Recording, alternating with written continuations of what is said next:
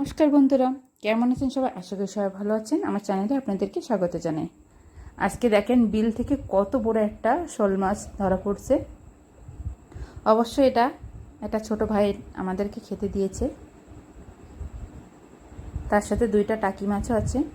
এখন এই মাছটা কেটে প্রথমে গরম জলে একটু ধুয়ে নেব ভালো করে। হালকা গরম জলে শোল মাছ ধুয়ে নেব। এবার জলটা ঝরিয়ে নিয়েছি, তারপরে লবণ হলুদ মেখে মাছগুলো ভেজে নেব।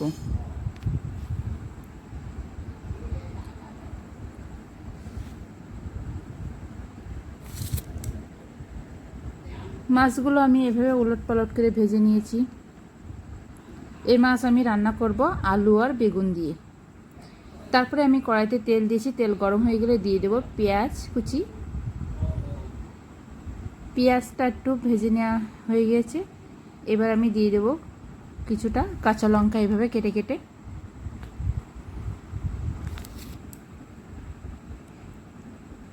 এবার দিয়ে দেব রসুন বাটা, হাফ করে বেটে নিয়েছি, সম্পূর্ণ নিপিস করিনি।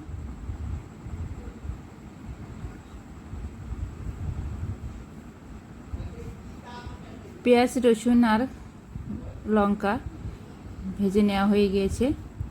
এবার দিয়ে দেব আলু আর বেগুন।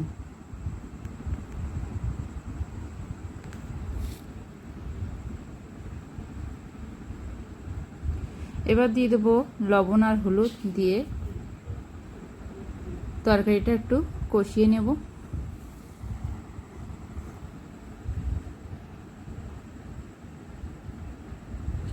এটা সম্পূর্ণ অল্প মশলায় রান্না করছি, যেহেতু অতিরিক্ত গরম। এখন যত মশলা কম খাও ততই ভালো। ভেজে নেওয়া হয়ে গিয়েছে, এবার আমি জল দিয়ে দেব। দিয়ে ফুটিয়ে আমি এটা রান্না করে নেব কিছুক্ষণ। আলু বেগুন সিদ্ধ হয়ে গিয়েছে, এবার আমি ভেজে রাখা মাছ তরকারিতে দিয়ে দেব।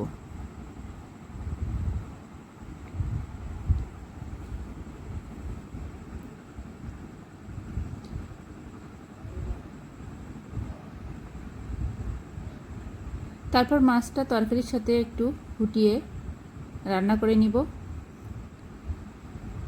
মাছও সিদ্ধ হয়ে গিয়েছে, তরকারিও ভালোভাবে রান্না হয়ে গিয়েছে।